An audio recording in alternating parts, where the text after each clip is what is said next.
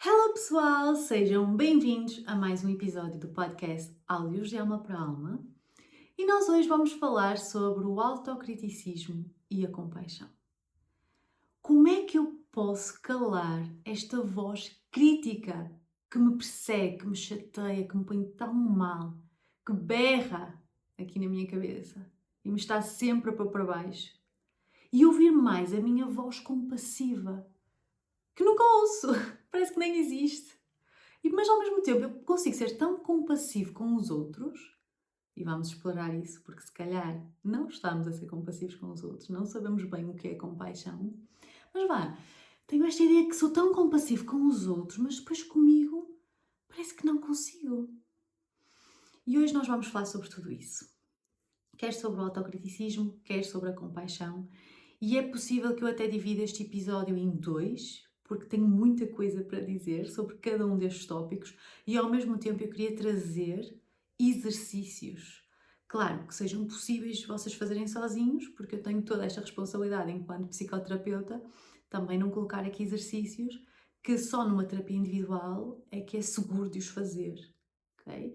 Mas vou tentar trazer alguns que eu acho que são apropriados isso podem ser possíveis e pode trazer uma luz para vocês que me ouvem e que às vezes não têm possibilidades de ter um acompanhamento mais individualizado. Ok? E é para isso, não é? E é por isso que eu criei este podcast. Para que este conhecimento seja mais propagado e de forma gratuita, que é tão importante. Mas deixem-me começar por falar sobre um bocadinho a compaixão, porque eu sinto que as pessoas não sabem muito bem o que é a compaixão. Acham que ser uma pessoa compassiva é ser aquele bonzinho, o que faz tudo pelos outros, o que faz tudo, o que não tem limites, não é? Ser uma boa pessoa é isso, é o que faz tudo. Ser nice, ser simpático, isso não é compaixão, ok? Isso não é de todo a compaixão. É? Ser uma boa pessoa é muito diferente de ser uma pessoa boa. É? O adjetivo estar antes ou depois do nome, tem uma diferente conotação. E é muito fácil de eu explicar isto se vocês pensarem muito num outro exemplo, um homem grande. Portanto, quando o adjetivo aparece depois do nome, um homem grande é muito característico, é muito físico, é muito realista, é um homem grande. E um grande homem, aparecer o adjetivo antes, é muito mais abstrato, é muito mais uma qualidade mais abstrata sobre o homem. É? Por exemplo, deixem-me pensar, uma mulher pobre, a mulher é pobre, real, não é? Está a falar sobre a capacidade socioeconómica, portanto é possível de medir, como um homem grande é possível de medir, é algo real. Está-me a faltar a melhor palavra para eu explicar isto, mas é mais real, é mais substantivo, é mais, não é? Palpável. Enquanto que uma pobre mulher, muito mais abstrato, não é? É muito mais sobre uma outra qualidade que eu quero falar. Então ser uma boa pessoa, eu quero ser uma boa pessoa. Quero ser uma pessoa boa, ok? Podem me achar uma pessoa boa. É? Uma pessoa bonita. Mas eu quero ser uma bonita pessoa. Eu quero ser uma boa pessoa. Esta qualidade inerente e mais abstrata sobre quem eu sou. Ok? Mas pronto, não vamos aqui para o português. Depois vocês vão ler os meus livros. Eventualmente, no futuro próximo, espero eu. Mas esta compaixão não é ser sobre o bonzinho. E eu às vezes trago esta metáfora, esta analogia, que eu uso muito a imagética, as analogias na terapia individual, que é, imaginem, não sei se já disse isso no podcast, acho que não, mas pode ser que já tenha usado esta aqui no podcast. Imaginem, tem aqui uma historinha do João e do Pedro. E, portanto, o João tem um trabalho, tem um carro dele, tem a vida dele, e tem um grande amigo que é o Pedro. E um dia o Pedro liga ao João e diz assim: olha, não tenho como ir para o trabalho, podes-me levar? E o João diz: olha, posso. E pronto, e leva e corre tudo bem. É um bocadinho chato, porque o Pedro, não é? O trabalho do Pedro fica no Porto e o João trabalha em Braga, imaginem. Mas pronto, uma vez não são vezes, não é? Lá vamos ser uma pessoa boa e vamos dizer que sim. Dia seguinte, porque foi tão confortável para o Pedro, ele liga outra vez: olha, podes-me levar? Eu posso. Pronto, outro dia, e o João diz sempre que sim, não é? Porque ser uma pessoa boa é dizer sempre que sim, e estar disponível para os outros e ajudar os outros, e que amigo sou eu, porque imaginem, o Pedro tem uma família, o Pedro tem que pagar contas e ele precisa que eu leve ao trabalho, porque ele não vai chegar tarde, não é? E isso reflete depois no ordenado dele e eu sei a vida que ele leva. Ele precisa deste trabalho, ele precisa de estar lá a tempo e horas. E, portanto, eu tomo quase a responsabilidade de fazer isto por ele, até porque eu sou amigo dele, que digo, não é? Eu tenho que ser um bom amigo, não é? Dizer que não e ter todas estas repercussões para o Pedro. Se ele chega-me atrasado ou se perde o trabalho, eu não consigo lidar com isso. E a responsabilidade minha, e portanto eu tenho que dizer que sim, porque isto é ser uma boa pessoa e um bom amigo. E portanto vai dizendo que sim. Só que o João começa a ficar, não é? Uma chatice. Porque o gasóleo está caro, o gasóleo está caro e ainda por cima encareceu tanto. E o João começa a chegar tarde ao trabalho, porque imaginem, ele trabalha em Braga, não é? Eu acho que foi Braga que eu disse. E o Pedro no Porto, ele tem que ir ao Porto e depois ir para Braga. O pessoal do Norte compreende. E o pessoal do Sul espero que também, não é? Porque nós somos portugueses, nós somos estudianenses que não sabem as... Anyway, não vou fazer mais críticas aos Estados Unidos, porque realmente não vale a pena. Anyway, portanto, o João começa-lhe a custar caro e começa a chegar tarde ao trabalho e tudo mais, e a esposa dele começa-lhe a dizer: tens que dizer alguma coisa, mas ele, ai, mas eu não vou ser bom amigo. Pronto. Um dia lá o João diz assim: olha, Pedro, não te posso levar, não posso, não posso. E o Pedro passa-se. Pedro passa-se, como assim? Vou chegar tarde, tens noção de como estás a fazer, tens noção das consequências que isto tem, eu preciso da tua boleia, é só dar boleia, o que é que custa, não é? Olha, não posso. E ele fica-se a sentir muito mal, o João, e o Pedro fica tão mal e tão chateado com ele que perde mesmo aquela amizade e chateia-se e nunca mais fala com ele. E o João fica-se a sentir péssimo.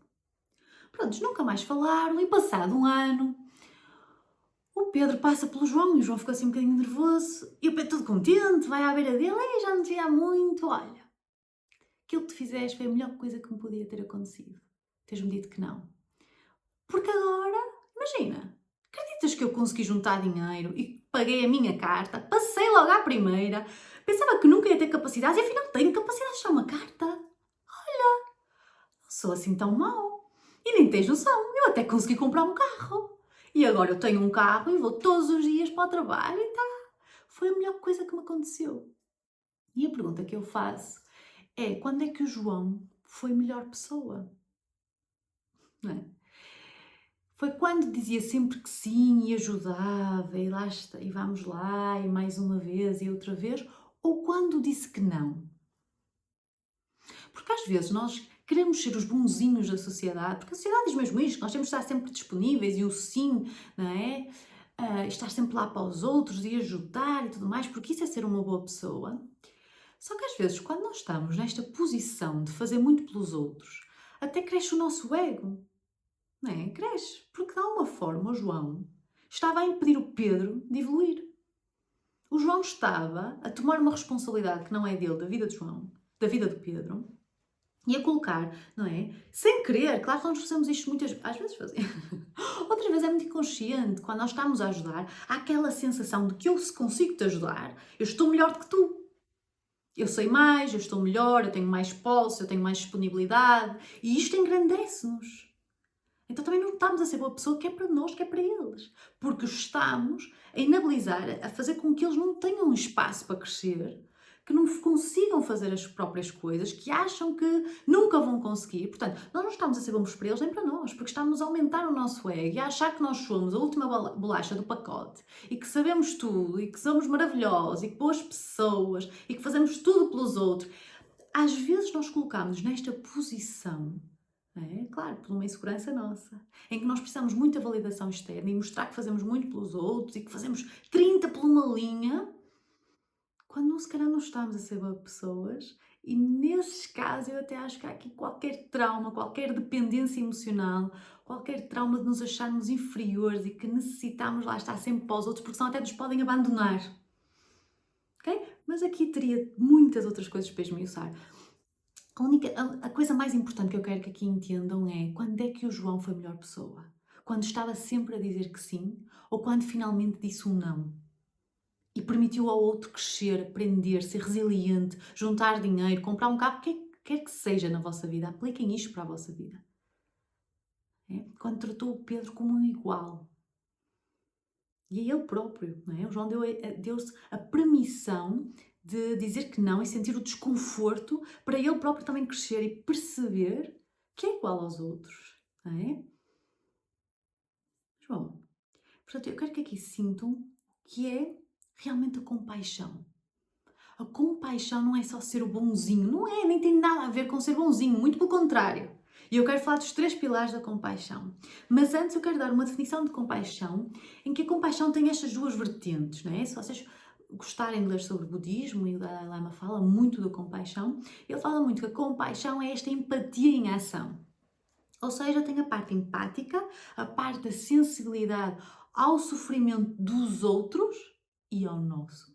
Portanto, é estarmos sensíveis, atentos ao sofrimento, não só dos outros, mas também ao nosso, sermos empáticos até connosco, e ao mesmo tempo uma segunda vertente que é a ação, mas uma ação sábia.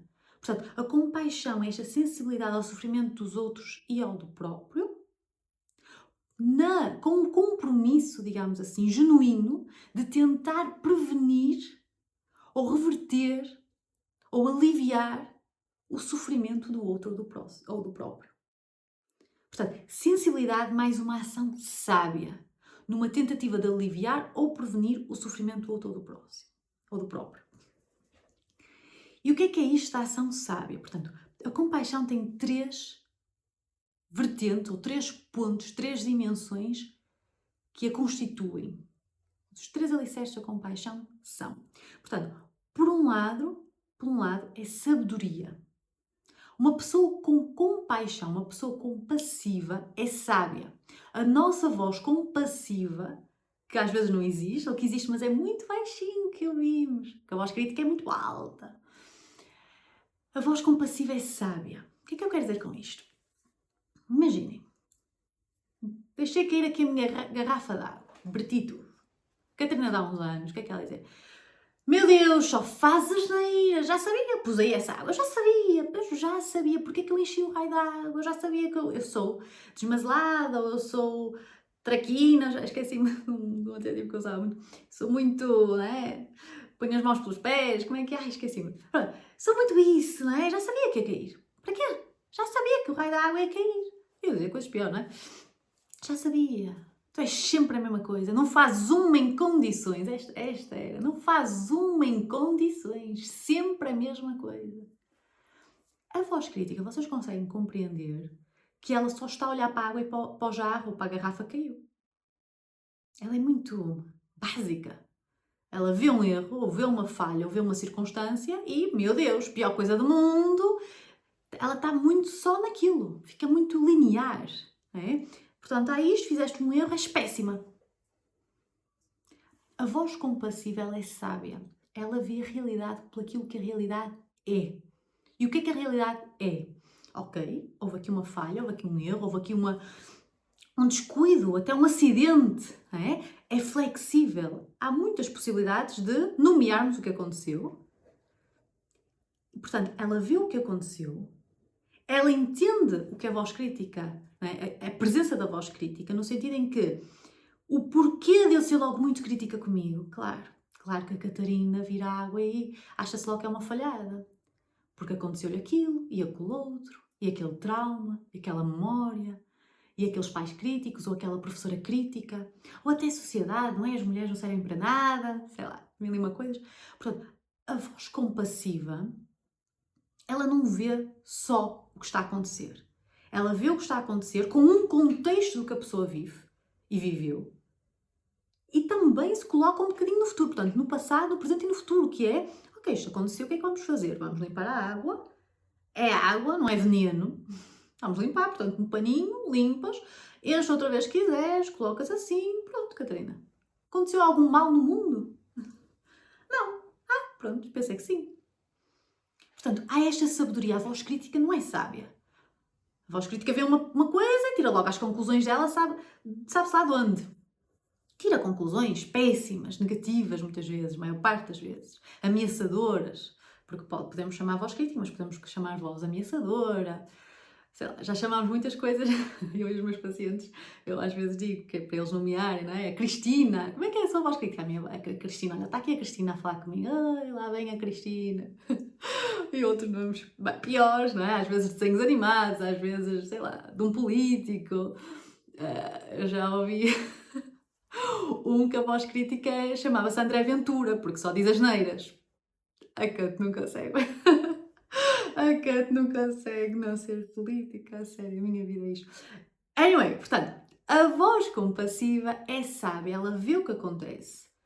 Num contexto do porquê que eu sou assim reativa, ou num contexto de passado, portanto, quando ela acontecia algum desastre, algum acidente, criticavam-la logo, ok? Mas vamos dar uma outra alternativa, vamos falar de uma forma diferente, portanto, flexível, e resolver o problema. Portanto, a voz compassiva é sábia. Ao mesmo tempo, portanto, sabedoria, o segundo pilar é força e coragem, porque só uma pessoa compassiva é que consegue, ser corajosa. Porquê? Porque ser compassivo envolve não fugir da situação, não evitar. Ser compassivo envolve sentar-me com a dor. Está a doer, eu fico aqui. No exemplo da água, que é muito básico, mas existem exemplos muito mais até dramáticos, eu viro a água, ou eu faço um erro, ui meu Deus, só alguém descobre, fugimos até, ui, esta água está aqui virada, quem é que virou? Ai, não sei, eu não estava aqui. E para outros erros, que fazemos um erro qualquer, sou a pior coisa, meu Deus, eu sou o pior do mundo, vou-me despedir, eu sou, não posso ficar sem trabalho, que eu vou ficar no rolho da rua e depois eu vou viver debaixo da ponte, tu és sempre a mesma coisa, tu és a pior do mundo, sai daqui. E fica lá o erro. Evitamos, fugimos dele, não queremos lidar. É preciso muita coragem para sermos compassivos connosco, que é virar-te à água e é desconfortável, e ativa-te aqui a tua voz crítica, e ativa-te aqui traumas, e ativa-te aqui o teu criticismo, mas vamos ficar aqui, vamos resolver. Eu estou aqui contigo. Vamos. Força. Força para resolver o problema que criaste. Ou foi um descuido, foi um acidente, acontece e nós vamos reparar. Opa, mas foi um grande acidente, imagina de carro. Foi um grande acidente, eu vou ter que pagar imenso. Pronto, e vamos pagar. Ainda bem que é dinheiro e não é a tua saúde. Se a questão é só dinheiro, estamos aqui. Vamos ter que trabalhar mais, trabalhamos, força, vamos conseguir. Há força e há coragem para enfrentar a situação, para lidar o melhor possível com ela. Okay? Portanto, a voz compassiva é forte, ela é sábia, ela é corajosa e ela também é cuidadosa. Há aqui uma gentileza genuína, um caring, um cuidado, não é? Uma validação, um cuidado. Eu estou aqui contigo, não é? A voz é cuidadosa, é amorosa, é carinhosa. Ok, Catarina, viraste a água, é água. É água. Olha, se fosse ácido era pior, é água, tudo bem, não partiu nada e se partisses, compravas outro copo, compravas outra garrafa. Ai, mas é tão caro um copo. Não é, vais ali aos chineses, vais ali aos 300, já não existe 300, não é agora? Vais ali aos 300. Está tudo bem. E imaginem, porquê que eu estou a falar destes três pilares? Portanto, sabedoria, força, coragem e este caring, este cuidado, esta gentileza. Porque às vezes nós achamos que estamos a ser compassivos e não estamos a ser. Imaginem aquela mãe que faz tudo pelo filhinho, faz tudo, não é? Já vi jovens, adolescentes de 18 anos e a mãezinha, 20 anos, a mãezinha está ali a escolher os alimentos e a cortar a carninha e não sei o que mais, eu estou a dizer nesses níveis, ok? Faz tudo, tudo e mais alguma coisa. Não é? E eu sinto muito cada vez mais isto com as novas gerações, porque estamos e eu compreendo porque é que os pais estão a cuidar, não é cuidar a palavra, mas a proteger tantos filhos, porque de alguma forma é uma projeção, como não foram protegidos, agora querem proteger porque não querem que os filhos passem por aquilo que eles passaram, e tudo bem, só que também estamos, não é? O pêndulo da vida é mesmo isso, é extremos, até nos equilibrarmos. Estamos aí para outro extremo, em que estamos a proteger demais, em que, não é? Eu tenho, quando eu dava aulas, alunos, em que os pais faziam os trabalhos deles. E disseram-me isso numa apresentação, eu fiquei louca. Como assim? Tu vais ficar licenciado para o ano e tu estás-me a dizer que foi o teu pai que fez o teu trabalho? Como assim? E eu, quando lhe conto isto a outros colegas, às vezes até relativizam, de género, olha, pelo menos esse pai quer saber. E eu, pois, vamos olhar para o lado positivo, mas eu fico escandalizada. Ou, por exemplo, entrevistas de trabalho e ser a mãe a ligar, a dizer, olha, está doente, não pode. Não pode. E o quê? Como assim? Então ele vem trabalhar e é a mãe que me está a ligar a dizer... E doente já eu digo uma coisa muito positiva. Às vezes é o meu filho está muito nervoso. Não vai conseguir ir. Ou os pais virem e eu fico assim, esta pessoa tem 25 anos e está aqui com mãe. É chocante. Para mim é chocante. Porque é isto, às vezes nós achamos que estamos a ser muito compassivos. E, por exemplo, esta mãe ou um pai muito hiperprotetor. Isto não é compaixão, isto não é... Imaginem, tem a parte do caring, do cuidado, e tem a parte da força, não é? Uma mãe muito forte que faz tudo pelo filho e lutou muito, e eu valido isso. Mas não tem a sabedoria, não tem o discernimento de saber quando e onde usar este caring e esta força. Portanto, não é compaixão. Falta-lhe aqui uma vertente. Falta-lhe o discernimento de saber quando e onde ser compassivo. Ou, por exemplo, ser compassivo não é o João. Ou não é aquele que vê alguém, não é? Numa situação delicada, que não tem carro, e diz assim, olha, leva o meu carro. E tu, olha, eu vou do Uber. Eu ainda me ponho com mais gastos na minha vida para ajudar um outro, ou prejudico-me para ajudar um outro, ou não sei nadar e vou tentar salvar o outro. Isso não é ter discernimento, isso não é ter sabedoria, ok? Compaixão é eu arranjar uma outra forma até de ajudar o outro, mas que também não me ponha em perigo. Se eu não sei nadar, eu não me vou atirar para um rio. Não é? E que não me ponha em sarilhos ou em situações, não é? Bem graves às vezes. Na loucura de ser uma boa pessoa e de mostrar a mim própria que eu até sou boa pessoa. Isto não é compaixão. Isto não é ser boa pessoa. Achamos que sim e às vezes temos as melhores intenções, mas em bom português, não vou dizer aquela do macaco, que não vou dizer o macaco, boas intenções está o inferno cheio, vamos dizer essa. O português é delicioso porque tem aqui cada provérbio e cada coisa, mas não vou dizer essa. Portanto, isso é ser compassivo. Tal como não é ser compassivo aqueles psicólogos ou aqueles terapeutas que conseguem ver um padrão num cliente. Portanto, o cliente tem este padrão. Portanto, tem sabedoria de perceber, discernimento. Portanto, esta infância, este trauma, estas coisas, levou a isto e ele está sempre a repetir isto nas relações dele. Mas eu não vou tocar nesse assunto porque é muito delicado. Então, há uma sabedoria e há um cuidado que está ali para ajudar, para estar lá com a pessoa, conversar com a pessoa, mas eu não vou tocar no ponto. Não há força, não há coragem de ter assim, olha, tens aqui este padrão, como é que nós podemos, não é, curá-lo? O que é que nós podemos fazer por ele? Faz sentido isto? Faz sentido que isto e isto leve a ser assim? A ter estas ações? Isto é ser compassivo. E muitas vezes, não é? Os novos clientes que eu tenho, a maior parte deles já passaram por outros terapeutas e por outras terapias e ficam sempre muito chocados que chegam à terapia comigo e é assim, não é só para conversar aqui. Por isso é que eu deixei de ir às outras terapeutas ou terapeutas porque eu só conversava e eu para isso fico em casa ou eu falo com uma amiga, vou ao café, fica-me mais barato. Porque a terapia não é só, não é? Termos ali aquele cuidado e carinho que é importante. E termos nós a sabedoria, mas não implementar, não termos a força, a coragem de fazer os exercícios, de fazer o que precisa ser feito.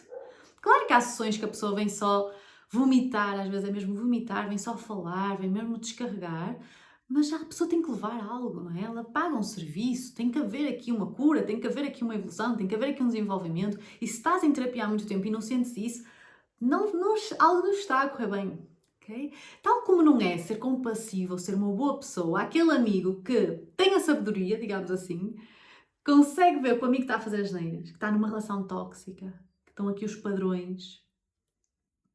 E tem a força de dizer ao amigo, estás numa relação tóxica, acaba com isso. Isto não é compaixão. Nós temos a sabedoria, de ver o padrão que a pessoa está a passar, que lhe faz mal, etc. Que às vezes o próprio amigo não consegue ver dele mesmo. e nós vemos, e nós entendemos, e nós temos a força de o comunicar e a coragem de dizer e a coragem de estar ali com o amigo e ouvi-lo e estar ali com o desconforto e tolerar o desconforto, não é? Mas depois não temos o cuidado, não é? A gentileza genuína, o querer saber. Dizemos de uma forma, sai dessa relação, o que é que estás aí a fazer? Isto não é compaixão também. Compreendem? Compreendem que a compaixão é uma força, é uma coragem, é também uma vulnerabilidade, mas não é uma fragilidade. E claro que é muito difícil nós termos esta voz e ouvirmos esta voz compassiva. Porque não é o natural. E eu quero que isso fique muito bem claro aqui. Eu já deixei em vários episódios isso claro. Mas nem todas as pessoas ouvem todos os episódios. Então há coisas que eu realmente tenho que repetir e que eu acho importante repetir. Que é, o nosso cérebro não se desenvolveu para nos dar paz, para ter uma voz compassiva, um Buda dentro de nós, meditar, ser o natural. Não! O nosso cérebro evoluiu para nós sobrevivermos. É uma máquina de sobrevivência. E, portanto, o que é que isso envolve? Envolve que eu vou estar mais atenta a estímulos negativos.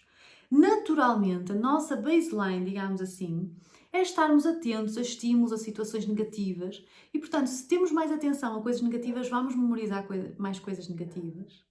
Portanto, é natural isso. Porque eu tenho que estar atento se esta fruta está estragada, que eu posso ficar doente. E posso já não estar aqui, eu tenho que estar atento ao leão, tenho que estar atento à inflação, eu tenho que estar atento ao preço do gasóleo, eu tenho que estar atento ao desemprego, eu tenho que estar atento ao que ocorre no mundo, porque pode-me acontecer qualquer coisa. E, portanto, nós fomos formatados ao longo da nossa evolução a estarmos atentos mais a coisas negativas, a estarmos preparados, a estarmos em ação. E ainda hoje, não é? Se abrirmos as notícias, se abrirmos as redes sociais, o que mais, não é, se valida é este estado de medo, estado de angústia, de ansiedade e ao mesmo tempo de motivação de fazer e acontecer e precisas trabalhar cada vez mais para ganhar mais, para estar aqui na rodinha do hamster e um dia vais chegar lá, mas não sabes aonde é que quer chegar. E se chegas, depois tens que ir para o outro lado também. Portanto, num movimento desenfreado para sabe-se lá Deus onde. É?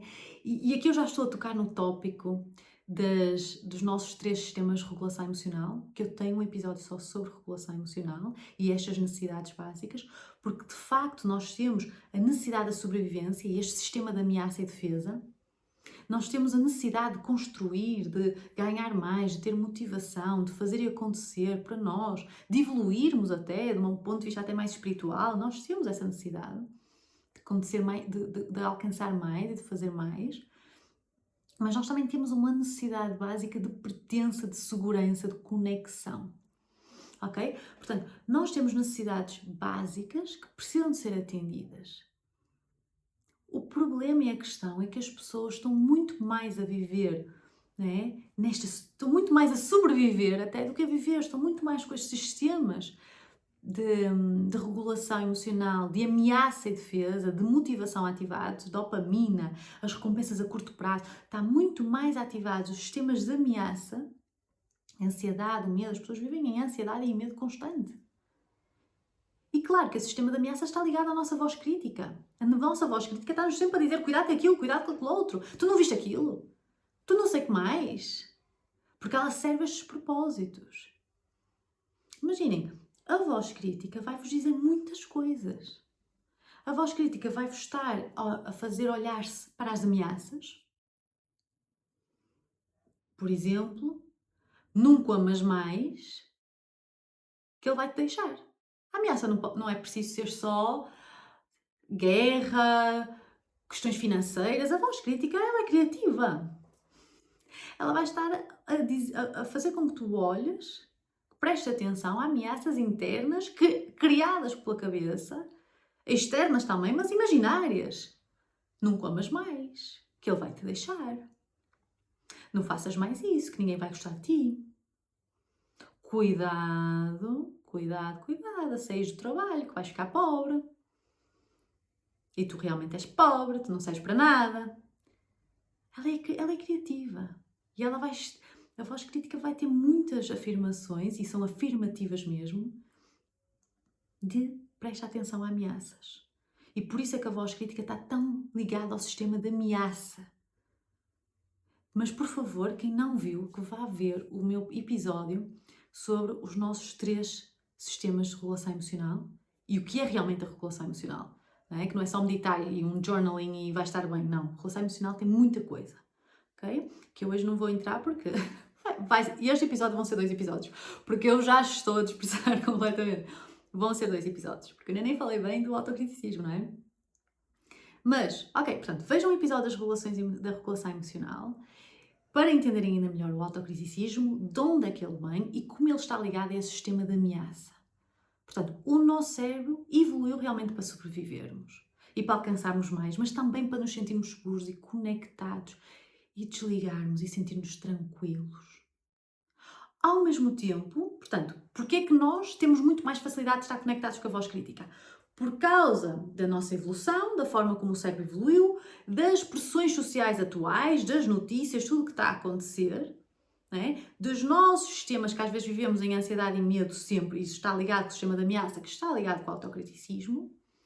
Ao mesmo tempo, o autocriticismo também surge das nossas experiências, desde a infância até agora, não é? Em que estas figuras externas viraram internas. Portanto, se calhar o autocriticismo que nós vivemos na nossa infância com os nossos pais, com os professores, com a sociedade, não é? Enquanto menina e mulher, desde não é? Quem é mulher que não cresceu com um criticismo sobre o corpo dela e como ela devia ser e o que é que devia fazer. Está muito... é estrutural, infelizmente, na nossa sociedade, para já. Para já. E, portanto, estas vozes externas viram vozes internas. Não é? Aquilo que nós vimos e sofremos por outras pessoas, depois é o que nós fazemos connosco próprios. Portanto, às vezes também o que vimos, por exemplo, se vimos a mãe sempre que deixava cair um prato, ei, estás sempre a deixar cair tudo, realmente, ou partiu um prato e ela critica-se ela própria, às vezes não é preciso criticar a criança, às vezes nós aprendemos também por modelagem, que é este efeito, este fenómeno na psicologia, que nós aprendemos com os outros, segundo aquilo que eles fazem com eles próprios. Portanto, se a mãe regula as emoções a fumar um cigarro, é muito mais provável, se calhar, que tu fumes. Ou se a mãe regula as suas emoções a passar-se e a gritar, é muito mais normal que depois, na vida adulta, tu grites e digas assim: eu estou-me a tornar a minha mãe, eu não gosto. É modelagem. Se a mãe fazia algum erro e dizia assim: meu Deus, o final do mundo, blá, blá, blá, blá, tu vais fazer isso contigo. Portanto, nós internalizamos aquilo que vimos no mundo externo. Porquê também? Porque o nosso cérebro é altamente social. É uma das nossas motivações e necessidades básicas, é esta conexão. Esta segurança e esta conexão, este amor e pertença como necessidade básica. E, portanto, tendo nós um cérebro altamente social, uma das coisas que nós mais temos medo e daquelas que nós mais tentamos que não nos aconteça é ficarmos sozinhos. É não sermos humilhados, é não sermos rejeitados. E para isso, nós vamos tentar ser melhores. Só que muitas vezes a nossa tentativa de sermos melhores ou de fazermos as coisas melhor para ninguém, para gostarem de nós, para não sermos rejeitados, para não sermos humilhados, para não sermos deixados de parte, deixados sozinhos, a forma de nós nos tornarmos melhores, que parece muito a forma de nos amarmos, de cuidarmos de nós, não vai ser por amor, vai ser por crítica. E porquê? Porque imaginem, se as primeiras figuras de vinculação, ou seja, a primeira modelos de amor que nós tivemos, um pai, uma mãe, uma avó, cuidadores, se eles nos criticavam e se nós validarmos isso como uma forma de amor, que é, ele só quer o melhor para mim, claro que depois nós vamos validar internamente que o criticar-me é o querer o melhor para mim, é eu parar de ser parva. Então a minha tentativa de melhorar não é na base do amor, mas é na base da crítica, da humilhação interna, muitas vezes. Claro, se o pai e a mãe me amaram assim, é porque isso é amor, de alguma forma. Isto é tudo muito inconsciente, eu só estou a trazer para a vossa consciência o que acontece. Claro que se os pais fizeram assim, é porque deve ser assim. Nós validamos o que os pais fazem, nós validamos as primeiras figuras. E isto de uma forma muitas vezes inconsciente. Então a forma como nos amaram, muitas vezes é a forma como nós vamos amar a nós próprios. Entre aspas, amar. E não quer dizer que não nos amaram, amaram da forma como sabiam. E claro, no contexto em que tinham e conheciam e na história de vida que tinham e nos traumas que passaram, fizeram o melhor que podiam, ok. Eventualmente chegámos a esse ponto, mas antes nós precisamos entender o que se passa. É que às vezes as pessoas querem, os pais fizeram o melhor que podiam, sem antes processar o que se passou. E então dizer isto, os pais fizeram o melhor que podiam, é uma forma de suprimirem toda a dor.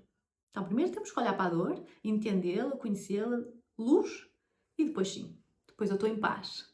Não podemos dar 1000 passos à frente, estar em paz sem realmente estar. Uma paz podre, não é? Mas aqui vem o autocriticismo.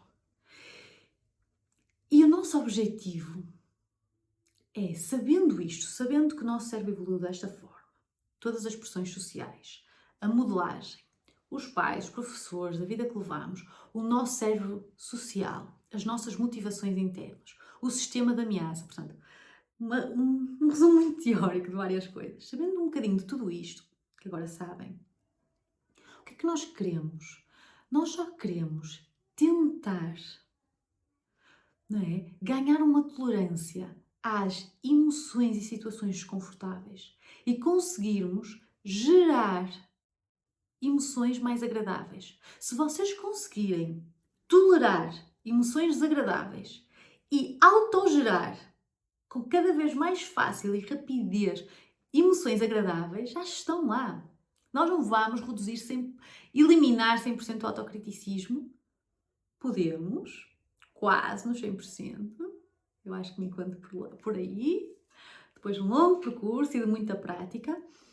Mas ele vai existir. E não é ele deixar de existir que eu vou ficar bem. É a forma como eu falo para ele. É a forma como eu acolho. É a forma que eu entendo. Eu entendo o meu lado crítico, de onde ele vem, o que ele me quer dizer, os medos que ele tem. E eu atendo. Olha, fala comigo. Não é? O que é que queres dizer? O que é que se passa? Qual é o medo que estamos aqui a falar? Qual é a emoção? Qual é a memória que foi aqui ativada? Porque é que estás a reagir assim? É ter esta compaixão até pelo crítico. Mas chegaremos lá, ok? Primeiro eu quero vos dizer o que é este autocriticismo. Portanto, de onde é que ele vem, já vos expliquei um bocadinho. E o que é este autocriticismo? Este autocriticismo é uma relação de eu para eu. É uma relação interna que nós desenvolvemos de uma parte nossa com outra parte nossa. E, portanto, uma relação entre a nossa parte, ou uma parte nossa, dominante e hostil, com uma parte nossa que se sente ou que é subordinada e receosa. Então há uma parte minha que é dominante e hostil, tu não serves para nada, com uma parte que ouve isso e ela é subordinada, ela sente-se inferior, sente-se abaixo, com menos poder e que só tem que ouvir aquilo e acatar, e ao mesmo tempo receosa, com medo e triste e com danos. Porque é que me estás sempre a dizer isto? Isto é o autocriticismo. É esta relação entre duas partes nossas, de eu para eu, em que nos tratamos a nós próprios como se fôssemos o nosso competidor mais forte, o nosso maior inimigo ou o nosso subordinado. Uma parte nossa, da nossa voz crítica, trata a outra parte nossa como um subordinado, como o meu escravo. Faço o que quero de ti, digo-te o que quero, tu ouves o que queres e o que não queres. Por isso é que nos faz tão mal. Isto pode parecer assim um bocadinho estranho, não é? Como assim, duas partes dentro de mim? O que é isto? Está atento. Quando tu és crítico contigo, não existe uma parte tua que fica triste, com medo, cansada, a sério. Não existe. E não existe, não consegues sentir na tua voz crítica uma parte tua, crítica mesmo, é uma parte tua. Dominante, como se soubesse tudo e não sabe nada, hostil, mazinha, diz coisas muito mazinhas. Porque há autoavaliações muito negativas, há uma vergonha interna. Porque imaginem, a voz que critica, eu chamo-lhe crítica, mas podem dar outros nomes, como eu já disse, não é? Pode ser a voz ameaçadora, porque ela pode dizer várias coisas. Imaginem, a vossa voz crítica tanto pode dizer que vos está a tentar proteger de uma ameaça, não é? Como eu dei o exemplo há um bocadinho, do género, não comas tanto porque senão ele vai-te deixar, portanto há aqui uma ameaça que tu não estás a ver, eu estou a tentar cuidar dessa ameaça. Como ela pode ter a função, digamos assim, a função ela tem duas, mas já chego lá. Portanto, ela pode ser, até pode estar a tentar remediar falhas e erros, de género, fazes sempre isso. Tu és sempre a mesma coisa, fazes sempre a mesma coisa, estás sempre a falhar, estás sempre a fazer erros, estás sempre a dizer asneiras. Como ela pode ter, a voz crítica pode ter muito um ar muito de comando.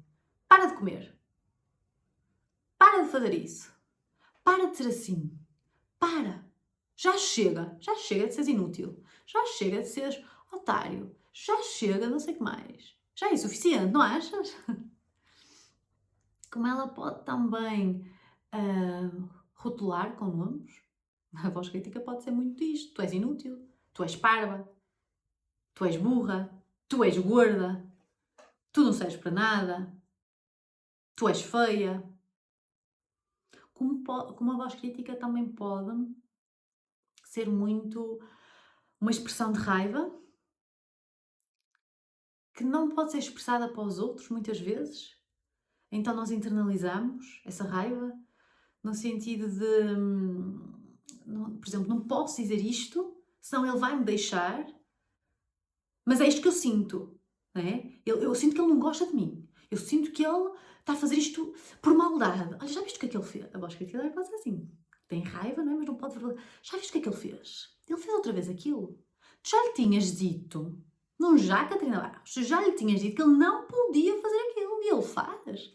Então é porque ele não gosta de ti, vês como ele não gosta de ti? Olha, tu sempre soubeste. É? Ou ele pedia àquela minha amiga para não falar com aquela e ela falou. Vês como ela é falsa? Vês? Vês como tu não tens amigas? Tu achas que tens amigas, mas não tens amigas. Tu achas, mas elas não são verdadeiramente tuas amigas. Portanto, há aqui uma raiva com os outros, ou com o mundo, ou com alguma coisa, não é? Que eu não posso expressar para eles, porque até tenho medo, não é? De expressar e eles, primeiro, verem que eu sou má pessoa, verem que eu tenho maldade, verem que eu sinto isto em relação a eles, então é aí que eles me deixam mesmo. E, portanto, como eu não posso expressar para eles, eu internalizo e a voz crítica está aqui a dizer: olha, como ninguém gosta de ti, porque ninguém me gosta de ti porque não mereces. Porque é que eu gostar? O que é que há para gostar de ti, Catarina Barros? Não há nada. Não é? Não há nada. Portanto, ela serve para canalizar esta raiva, ela serve para rotular, porque não há nada. E ela às vezes pode ser isto tudo. Imaginem, vocês podem não ter só uma destas opções. Vocês podem, e muitas vezes é o que acontece, ter todas estas, que é sinalizar ameaças, a vossa voz crítica pode estar sempre a sinalizar ameaças, vão-te deixar, para de comer, não vão gostar de ti, vais ser rejeitada, olha, vais cair, porque tu és toda desajeitada, vais cair aí e vais passar uma vergonha, de falhas e erros, estás sempre a falhar, claro que fizeste mal, tu só fazes mal, tu não sabes nada. De rotular, tu és inútil, tu és burra, tu és gorda, tu és isto, tu és aquilo outro. Expressar raiva, não é? Realmente não gostam de ti. Pode ser uma, pode ser todas elas. E imaginem, eu estou a dizer muitas coisas negativas desta voz crítica. Só que é assim, o ser humano é inteligente, não é? O ser humano é muito inteligente. Se a voz crítica fosse só negativa, nós íamos ficar com ela. E só se nos fizesse sofrer, nós não íamos ficar com ela. Imaginem, se alguma coisa me magoa, eventualmente eu paro de me dar com essa pessoa, ou tiro essa coisa, não é? Se me estão a portar, não é? Portanto, se a voz crítica, que diz estas coisas, a voz crítica diz estas coisas todas, e é tudo isto, e faz mal, mas ela mantém-se. Porquê que eu não a mando ir embora? Porque a voz crítica também serve propósitos, e tudo que tem um propósito na nossa vida não vai embora. Até nós entendermos o propósito e ressignificarmos, ou entendermos que podemos ter uma outra voz, como a voz compassiva, ou a voz que vocês quiserem chamar, que vai surgir o mesmo efeito, mas com menos dor. E, portanto, a voz crítica normalmente tem uma ou duas funções para o indivíduo. E por isso é que ele não a deixa. Porque é aquele exemplo que eu vos dei há um bocadinho. A forma dos meus pais mamarem era criticar-me. Sim, mas é uma forma de me motivar para eu ser melhor. Então, a minha voz crítica é a minha forma de eu ser melhor. Então, a voz crítica pode ter esta função autocorretiva de estar que é isso que ela vos diz, eu estou aqui para te ajudar, não é? E eu digo, realmente tu tens que estar aí para me ajudar, porque eu sem ti não sou motivada, eu sem ti não faço as coisas em condições. Tu é que deixas-me atento ao mundo.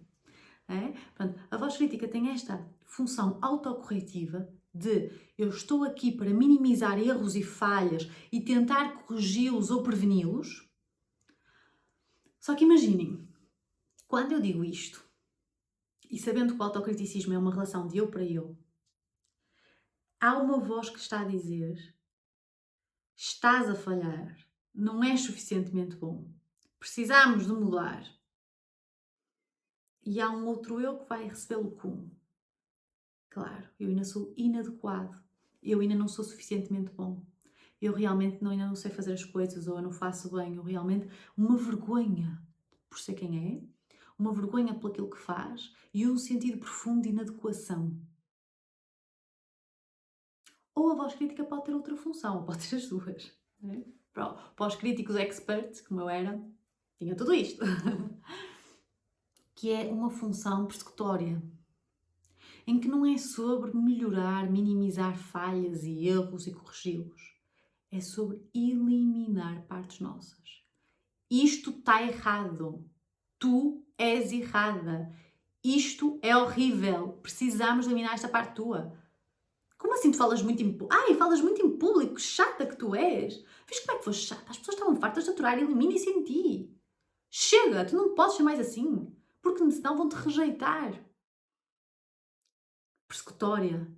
E portanto, se temos uma parte nossa persecutória a dizer assim, elimina isso teu, isto não é bom, isto não é aceitável, não é possível de ser amado, em que nos pune e tem ataques autodirigidos, portanto, há uma pessoa que nos está a atacar e a dizer que somos errados efetivamente e que temos que eliminar partes nossas, vai haver uma outra parte nossa que vai ouvir aquilo e no fundo sente-se o quê? Isto é inconsciente, mas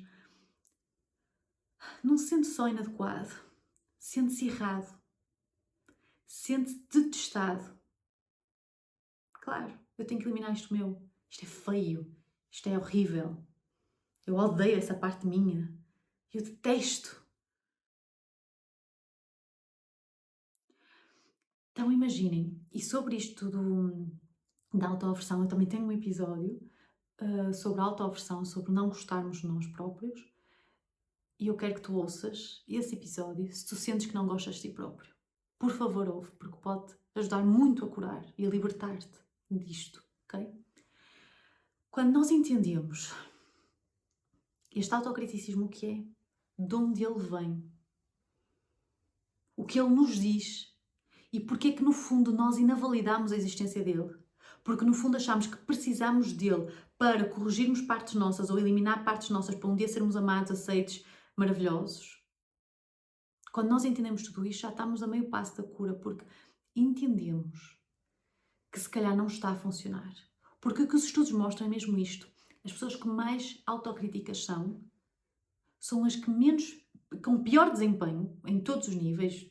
Podem ver estudos, sei lá, de empresas, de desenvolvimento pessoal, de psicologia, mas também de psicologia empresarial, com menos desempenho, com mais evitamento, em que não fazem as coisas com medo de errar e que não fazem as coisas porque acham que não são bons, que não fazem, com menos autoestima, com um conceito, autoconceito difuso, ou seja, não sabem bem quem são, se o que é que são bons, mais inseguros. Porque às tantas eu quero que tu entendas que há outro caminho para tu te melhorares a ti próprio, para seres uma excelente pessoa e realmente uma boa pessoa. Uma pessoa compassiva não só com os outros, mas contigo próprio. Porque é este exemplo que eu dou muitas vezes a clientes, principalmente com perturbações alimentares. Que é, claro que tu podes chegar lá das duas formas. Tu podes chegar a esse corpo XPTO a criticar-te em restrições, a ir ao ginásio todos os dias, a magoar-te mesmo, já não consigo mais, mas eu tenho que fazer mais, eu tenho que não sei o que mais. Nesse esforço e nessa angústia, ou tu podes chegar lá por amor. E se calhar vais chegar a outro sítio ainda mais bonito. E outro sítio ainda mais tranquilo. E em que não o estás a fazer na base da ameaça e do autocriticismo, porque o autocriticismo é isto, não é? É o sistema de ameaça, é alguma coisa de mal vai acontecer. Nesse sufoco, nessa ansiedade, nesse medo contínuo. Tu é que escolhes a relação que queres ter contigo próprio. Quando tu entendes que a relação que tu tens contigo próprio é a relação mais importante da tua vida e que cabe a ti transformá-la, então tu entendes que tens poder e que precisas de usar esse poder a teu favor. Porque o que tu dizes a ti próprio, tu vais ouvir para o resto da tua vida. É aquela relação que vai ficar sempre. Que eu 100% digo isso. Todas as outras pessoas podem ir embora, mil e uma coisas podem acontecer. Esta voz interna está aí. E quando tu entendes que tens o poder para transformar e escolher como queres falar contigo, então tu tens a chavinha para realmente dares amor, para realmente chegar a um sítio que tu queres, mas na base do amor. Porque é possível. É possível ser a mulher com um corpo bonito, com saúde, que gosta dela própria, através de comer bem, porque quer comer bem, de ir ao ginásio porque quer estar bem, quer ter saúde, quer se autorregular, não é? Que toma as suas vitaminas, que bebe a sua aguinha, que até põe uma garrafinha toda bonita, que se cuida. É possível chegar lá através do cuidado, da força e da sabedoria. É possível chegar lá através da voz compassiva e é isso que os estudos até mostram, se quiseres ciência. Não funciona a longo prazo, destruíste para chegares a algum lado. Vais chegar todo roto e se calhar nem chegas lá, desistes. E se chegares a algum lado vais querer outro, porque nunca é o suficiente. Não te destruas. Constrói-te, transforma-te. E portanto, sobre esta voz crítica, só queria dar alguns exercícios. Vamos chegar com compaixão, meu Deus, canto. Alguns exercícios sobre a tua voz crítica. Está com ela e pergunta-te do que é que me estás a tentar proteger?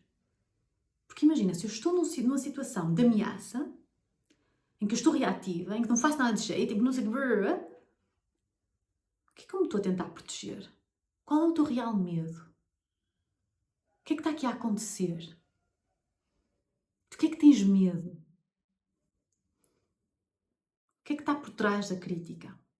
E um exercício que eu faço muito com clientes é essa voz crítica, como é que ela fala contigo? Ela é agressiva, ela fala alto, ela é forte, tem voz de homem ou de mulher? Ela faz-te lembrar alguém?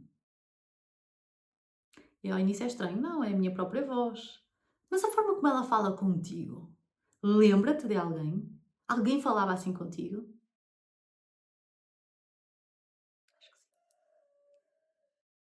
Ok.